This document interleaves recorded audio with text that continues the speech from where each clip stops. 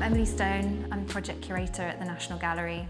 I'm here with Ollie Kellett to talk about his new exhibition, Fountains. I suppose my first question is, where did this come from? How did this start? Fountains started in 2023, and I was working on another project which I had this 800mm lens for in my bag. The project that I was working on was about a safari in London, and I had this idea that there must be more people wearing animal print in London than there are more people specifically wearing leopard print. And I thought there must be more people wearing leopard print in London than there are leopards left in the wild. So I bought this long lens. That's a great observation. Well, I thought I wanted to see if it was possible to photograph these people wearing leopard print in London. So I bought this long 800mm safari lens, the one you might go on a safari with. It's like a paparazzi lens. And for 18 months, I only photographed people wearing animal print in London. You were hunting. I was hunting them, yes, exactly. And I thought it was an interesting idea. And at some point, I was walking past Trafalgar Square, and I looked over at the fountains, and all the water droplets were being blown across Trafalgar Square. And I thought, that's interesting. I could capture a section of these water droplets with this lens. I don't have to be near it at all, but it would be almost completely abstract, just a whole frame of water droplets. And I feel like I perhaps hadn't seen something like that before, because, who carries around this lens in their bag most of the time? Or almost no one. So I took loads of pictures. That's interesting. Because you're right, you don't see many people with that kind of lens, around London, unless it's a paparazzi moment, and it's very specific. So how did you feel on the square with that camera lens? Because you're very conspicuous, you're not snapping away on a mobile phone. You're very much a photographer on the square. How did people react to you? I wasn't really sure. It was more, I've never been too bothered about that. Once you see something you want to take a picture of, and you just kind of get on with it. This is how I found it anyway. You just think it's going to be good, and why worry about what anyone's going to say to you? It's an interesting, it's a good approach. It's never really got me in any trouble, I don't think. Because I think the Trafalgar Square itself is this really interesting space, because it becomes this hybrid public-private space where there are actually a lot of rules and a lot of bylaws that come with it, but they're not obvious. And so it's quite easy to come across it and think that it's a space that is very public and people behave in quite different ways there. And you've taken your big long lens camera, but actually there are so many rules that govern it as a space that's kind of owned by the Crown, managed by the Mayor's office. It comes with lots of layers of bureaucracy that are quite hidden. I think something that's always I found quite interesting, especially about Trafalgar Square, is that there's me with this camera, which looks like a professional camera, but I'm not taking pictures for any commercial purposes, But there are also dozens of people there filming influencing videos. You can spot them a mile off, but they're just using mobile phones. So I'd say it's a disadvantage having this 800mm lens, honestly. But no, on that first day, I took hundreds and hundreds of pictures of this water, and it looked exactly how I thought it would. It was almost millions of these tiny droplets filling up the frame, completely abstract and pale grey. And I thought it was quite transcendental. You can just look into these pictures, these droplets forever, because they seem to kind of go on forever. But realistically, there's only this tiny depth of field of this lens. So I took lots of pictures like that. And then as I was going through them, at some point, when the water begins to disperse, you begin to see figures through them. And over the weeks of taking these pictures, the figures became more and more apparent. But it was just about trying to work out where to photograph from, and at what point do you, how close to the actual fountains do you want to be, and you learn these things on the way. So Trafalgar Square almost became incidental. Like, you came across this moment, this opportunity to take these pictures. Yeah. But it was the fountain, the water droplets, that was the thing that drew you. Yeah, completely. Yeah, it was definitely the water droplets that was interesting. It wasn't so much Trafalgar Square. And like I say, originally they were all abstract. They were very much at the start influenced by the Impressionists, especially the Pointillists. There was also the exhibition on at the Courtauld Gallery, Monet in London, I think it was called, Monet in London. And I like the way that these photos were almost being made by droplets. I think you can really see that in the images. Yeah. Because coming from the National Gallery, I can see the Seurat kind of influence of those dots making up this image. And I think there's also something really interesting how when I see his work, and particularly the work that's on display at the National Gallery, of this depiction of leisure, this moment of I suppose, a historical moment that was very new, where you've got this industrial kind of moment in France and people starting to gain this leisure time. Yeah. And then you've got this space of Trafalgar Square, which, although for you is a bit incidental, it's actually incredibly relevant, I think. That it's this place where Londoners, on the whole, I would say, don't tend to hang out in Trafalgar Square. It is this place for tourists. It's a place of leisure in many ways, unless there's a kind of protest or a big event or party. But I think capturing that leisure using the dots, there's something very interesting there that's happening. Yeah, definitely. Yeah, I think, as you say, it's somewhere that people, especially Londoners, move through but don't tend to stop. And you get these tourists having lunch or meeting with friends or on school trips.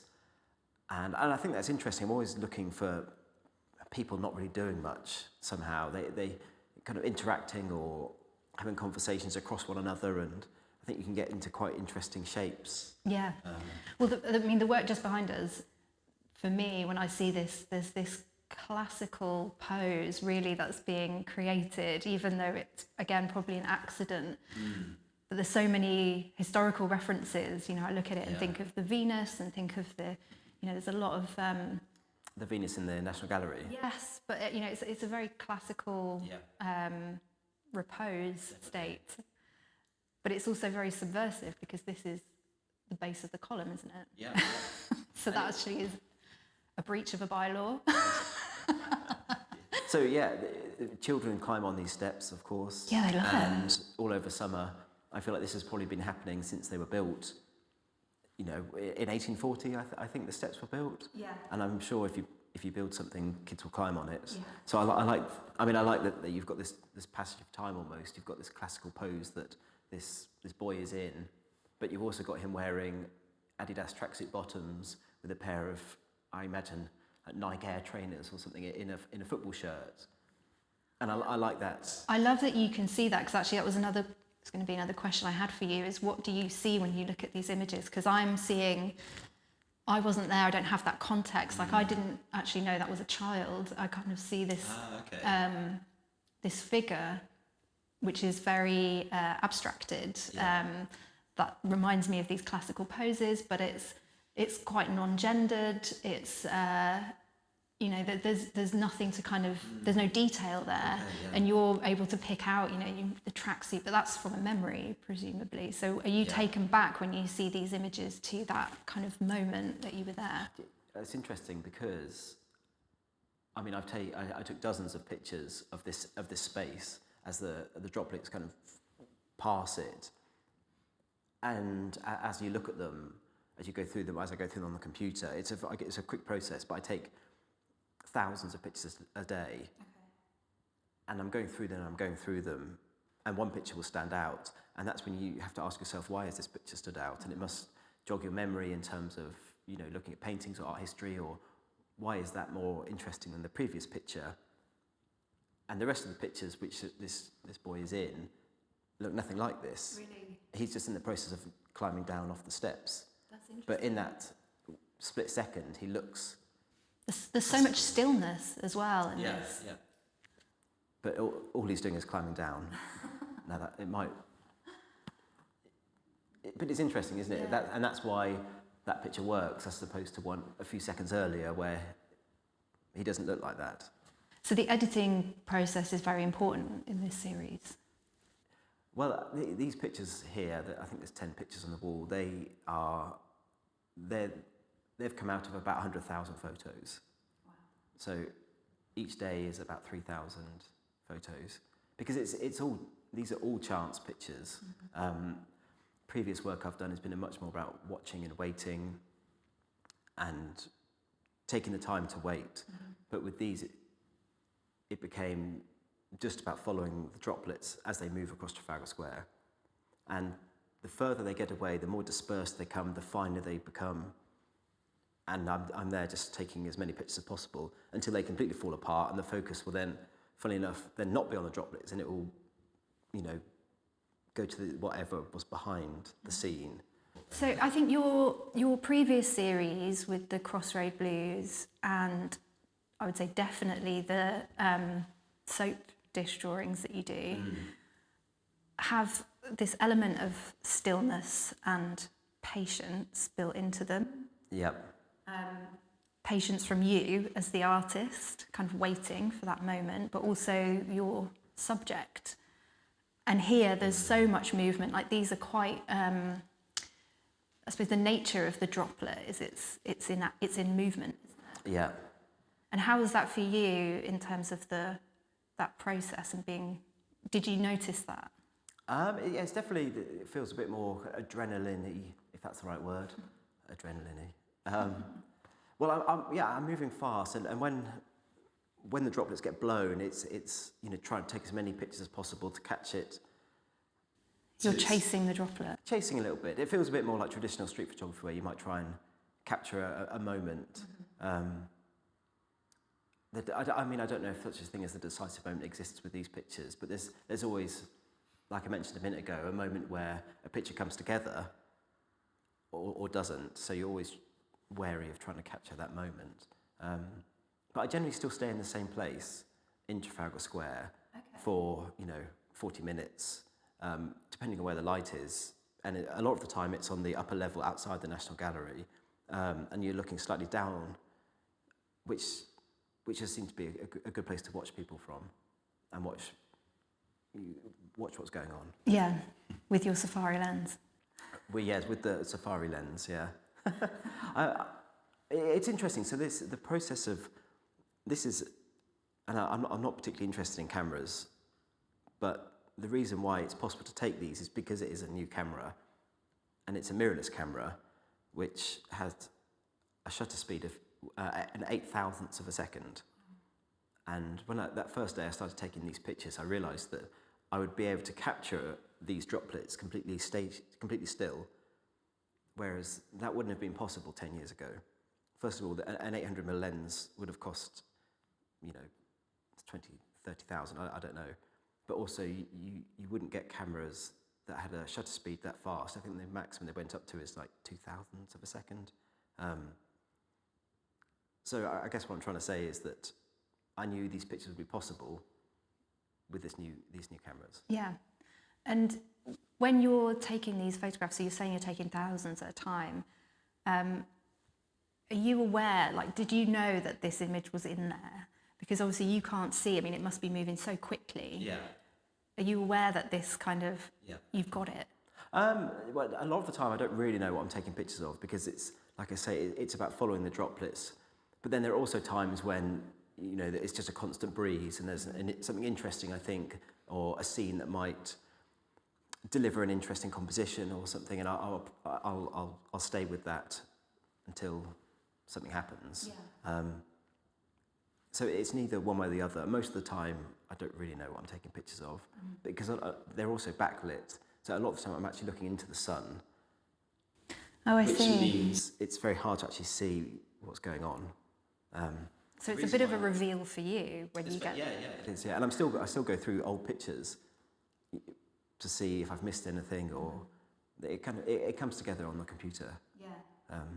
It's interesting because you do have a number of recognisable figures in the work, so not just kind of the repose and the movement, but you've got the two women kind of leaning into the fountain, which in itself is interesting, another subversive act. The fountains, we discussed this before, but the fountains were put into Trafalgar Square as a means of deterrent for large groups of people, so to stop people from gathering.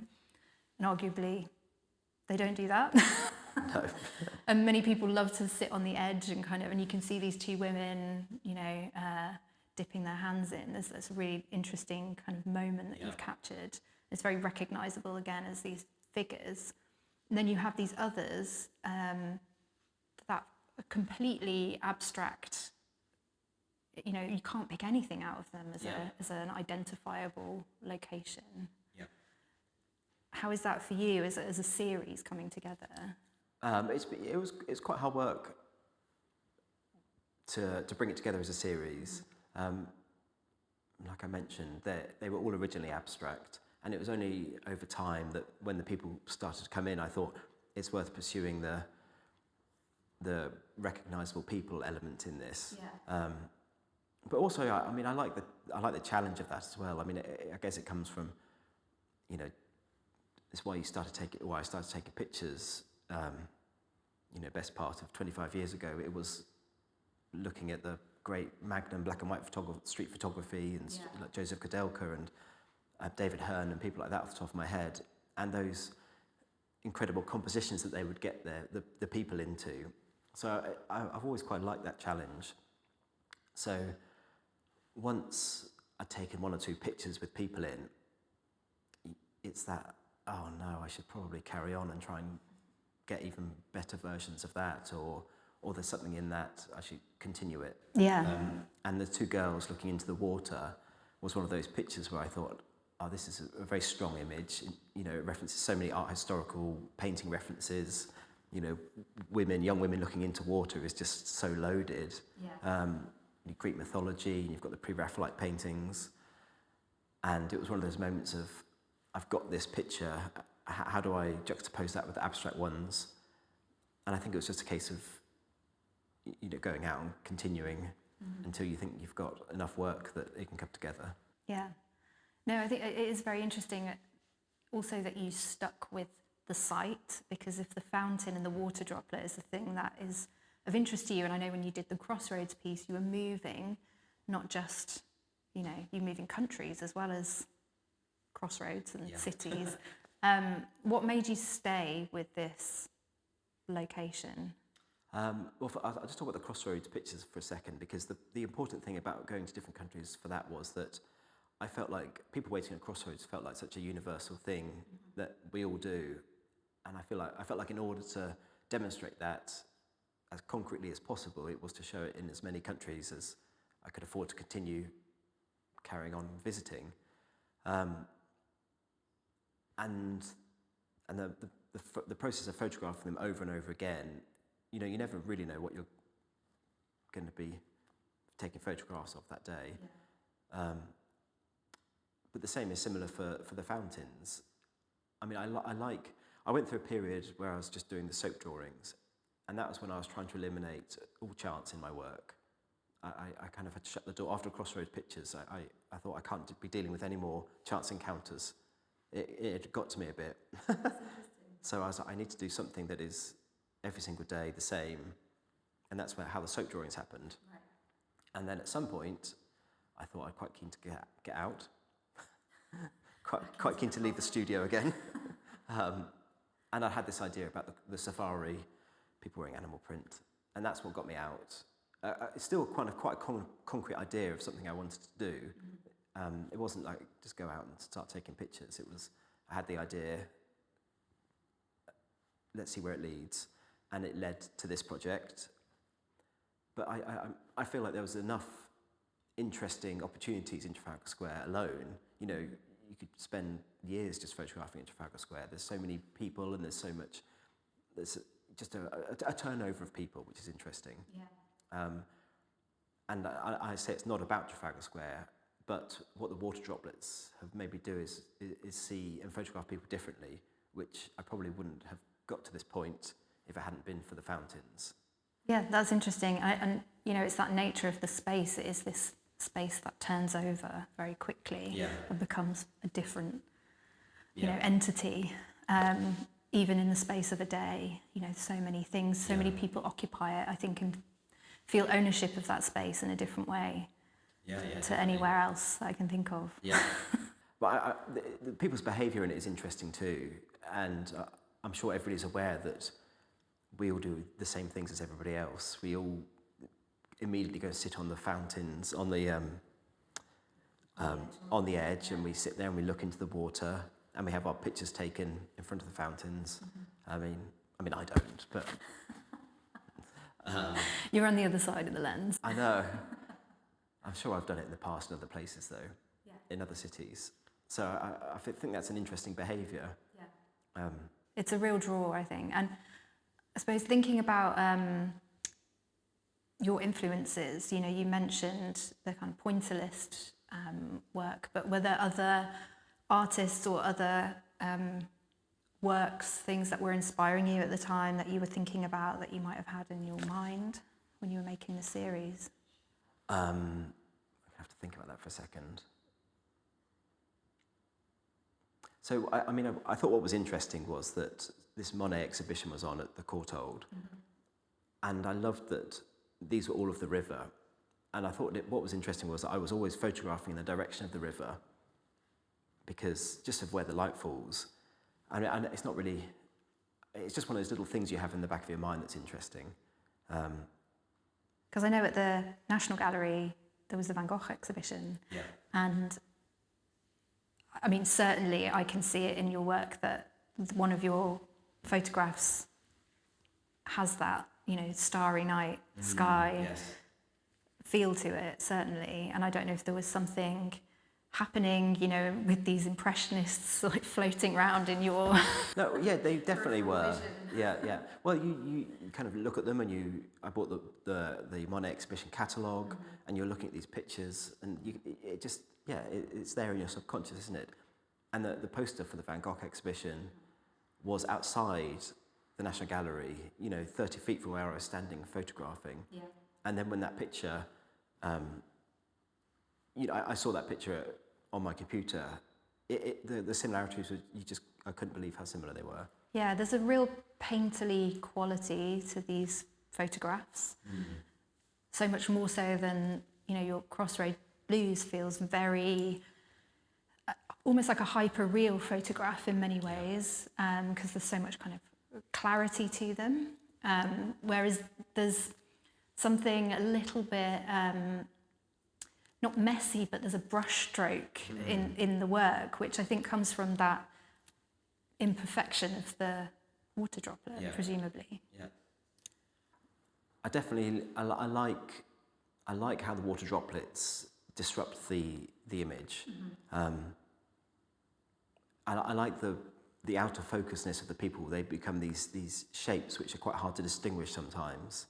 I think people get into these primordial shapes, and there's a picture of three people, and I look at that quite a lot and think, why did I choose that one? And I realised that what's interesting about it is there are no logos in it. There's no logos and there's no branding. And I think it's almost impossible to take a picture. If you go outside now and point a camera anywhere, you'll see some logos. And I like that. I felt like it's quite a timeless picture. Yeah, and also I think the colour blocking in that photograph as well is quite, I mean, especially for a moment that is a moment of chance. You know, you've got the red coat with the yellow background, the kind of yellowy jacket with the red background, the blue shirt. You know, there's something incredibly beautiful about that. Yeah. In my head, it's quite an old-fashioned picture. It's a kind of a picture that goes back to why I got into photography many years ago as a 16-year-old, and it was, again, going back to that black and white street photography where these elements come together. I felt like that was one of those pictures that like scratched an itch almost. Yeah, no, it has got a timeless quality to it. And would you push these even further, do you think, this kind of way of working? So now you've experimented with the camera lens, with what's possible, and you talked a little bit about that abstraction that was starting to interest you. And there's one picture that's kind of just behind us where it feels almost like the water is creating like a static, like a white noise. That's nice, yeah. And is that something that you would want to take further? I think I'll probably go back and re-look at some of the earlier pictures, perhaps. I almost did it in reverse, the project, starting off with the most abstract pictures. Because I think that piece feels more similar to the soap drawings because there is this level of kind of consistency to the static that is very pleasing. Yes, yeah, satisfying. Satisfying, exactly. Whereas the other works, you've got these kind of larger drops, you've got this kind of different colourways going on, there's something different happening, I think, in that piece. Yeah. I think what I've been doing more recently is I had this idea that I thought, wouldn't it be beautiful if you could just single out a single droplet, but at 8,000th of a second, it just looks like a tiny pinprick. So I slowed the shutter down to about a 60th of a second, and then you're left with a small motion blur, which looks like a biro scratch on a page. And I thought that was interesting. So I started doing these longer exposures, and they look like chalks. They look like a Cy Twombly painting, actually. And then I'd love to see those. I think they're really interesting. So this is what I've been doing recently. And then I pushed that further as well. So accidentally, I'd taken one of the water droplets that managed to have the entire colour spectrum in it. So it was reflecting and refracting the water from the sun, the light from the sun. So in this picture, there are hundreds of thousands of these long dashes of water, but one of them had a rainbow in it. And I thought, that's interesting. I should probably try and do that again. Which turns out is almost impossible. Wow. But I've continued to carry on, and I have a couple of these which are interesting. So I don't know where it will go, but there's still scope in it, perhaps. That sounds really exciting because it's just pushing that what's possible. I was really excited when you said that these images couldn't have been taken 10 years ago. Yeah. And there's something really exciting about pushing that medium a little bit further and a little bit further, and seeing what you can do. I'm always jealous of people that can stick at a project for decades. I've realised that I seem to have a 4-year window of work.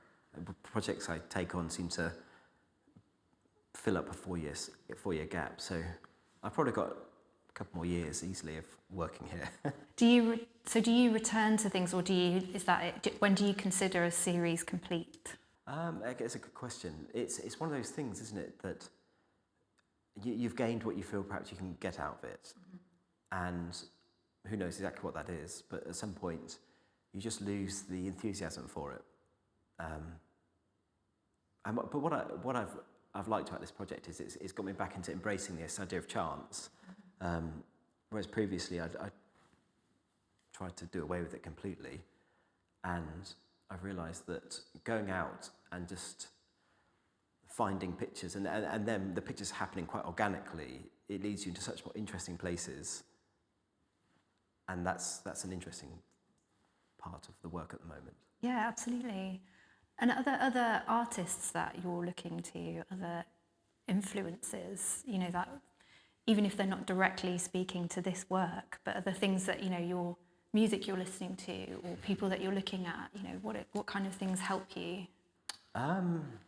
There's an excellent photographer called Anthony Hernandez in America, and he photographed through some screens, screened pictures, I think they were called.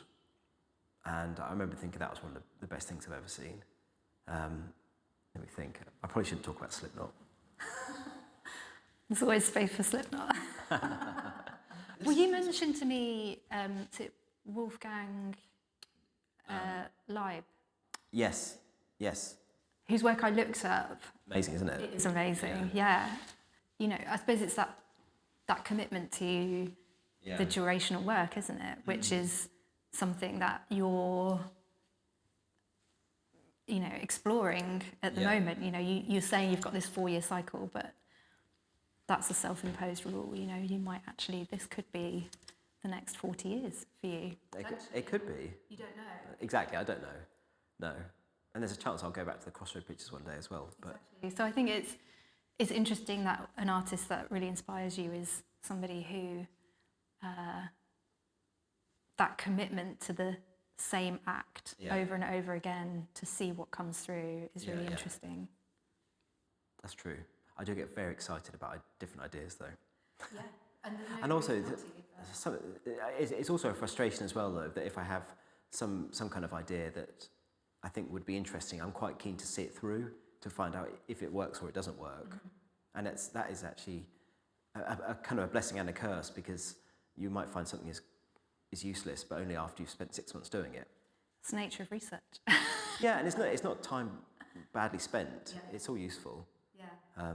But I suppose that's also interesting that you're not going in with a predetermined outcome. You're quite open to what might happen. Yeah, definitely. But I also feel like it's important. I go out with something very specific in mind to photograph, and it's kind of that conceptual side where I'm quite keen to have the idea first and go out and make that work. But then along the way, something might happen and you lose your track, or you head in a different direction, and kind of interesting things happen because of it. And just so that it does go into the film, I do want to say, you know, Slipknot have been going a long time, and their commitment to durational work. Bloody hell, Corey Taylor, how's he still going? I did want to talk a bit about the scale of your work, which I do think is interesting, because they're large photographs, they're large prints, coming from incredibly microscopic, in some ways, droplets. What were you thinking when you went to print kind of this scale of work? I thought, it's a shame these can't be bigger. They can be. Well, I mean, for me, it's essential that these are big. You know, you have to be able to understand that these are made up. I like that from a certain distance, you can understand what's going on, but then when you get up close, they're just a collection of out-of-focus colours with droplets over the top of them. And one of the artists that I've always loved is Ad Reinhardt, and when he was making his black paintings in the 60s, and he said that he painted them. One of the reasons was because they were unphotographable. They were they couldn't be photographed. Yeah. And I thought, that is a brilliant idea. You know, he's almost making himself unmarketable. Yeah. He's saying you have to see them in person, because in the 1960s, all the print media was black and white, all the photography was black and white. Yeah. And he's done these pure black paintings, although they weren't pure black, but 99.9% black. But they couldn't, you just have to see them in person. I thought that was genius. So that's always been in the back of my mind a little bit, you know, ideas like that. And in my head, these were a little bit like that. They're viewable from a certain distance. Yeah, the encounter is important. The encounter's important. Yeah. And I mean, I know we live in this internet age, and these are perhaps quite unsuitable for that time. But also, I quite like that as well. Yeah, because you must have been, I mean, I don't know what your setup is at home, but you must have been looking at these on a screen. And the scale would be different, the kind of interaction, you can zoom in, zoom out. But actually having them here and being surrounded by them, there is something very special about that I think you can't replicate. It is interesting, because when I'm going through them, they're the size, you know, they're thumbnails, they're maybe an inch across. And I'm going through them at such speed, and I can completely see what the picture is when it's the size, you know, 2 inches by 1 inch across. But then I blow it up, and I can't make out what it is at all. So if you were to look at it from across a gigantic gallery, it would make sense. But then if you look at it from 3 feet away, it means nothing. So there was quite a lot of pictures like that I thought worked. Microscopic, but blown up, they don't work at all. So there's a lot of misses. That's why I've taken so many pictures, because there's a lot that don't work. Yeah, I think that's really interesting, because the Crossroads pictures feel very epic, actually, at the scale they are. There's something really filmic about them. And I thought it was interesting to see these works at that scale as well. There's some, which are very different in their subject matter, but... I am trying to work smaller. Trying to. Well, these rainbow water droplets I thought would be suitable as tiny pictures. I mean, it'd be super interesting to see. A single water droplet I thought was an interesting, like that transcendental thing again, where you try to look at something and try and comprehend it when you know how much water comes out of those fountains, but then to focus on just one droplet, I thought that was an interesting idea. Yeah, that'd be really beautiful. And would you then look to other water sources? Well, I've thought about that. And another reason why I came back to the fountains is to do with a passage from Lao Tzu, who was this ancient Chinese philosopher that I had got into reading through Wolfgang Leib, and he talks about him a lot in his work.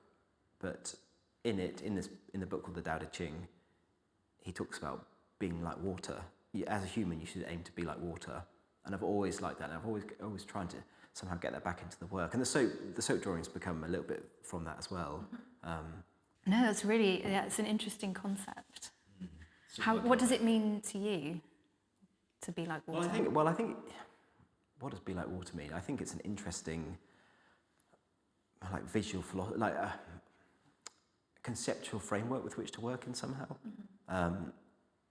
Does it, I mean, when you're thinking about it in terms of like abstraction and work and that kind of repetition and purity of image, you kind of lose that, I think, with water, because it's hard to pin down, it's hard to replicate, it's hard to capture. Yeah, be like water. What can go wrong? Could be your next series. Yeah, who knows? What are you working on next, Ollie? I don't know what I'm working on next. I'll continue working on these probably for another year or so. I don't know. I'll walk out the door, see what happens.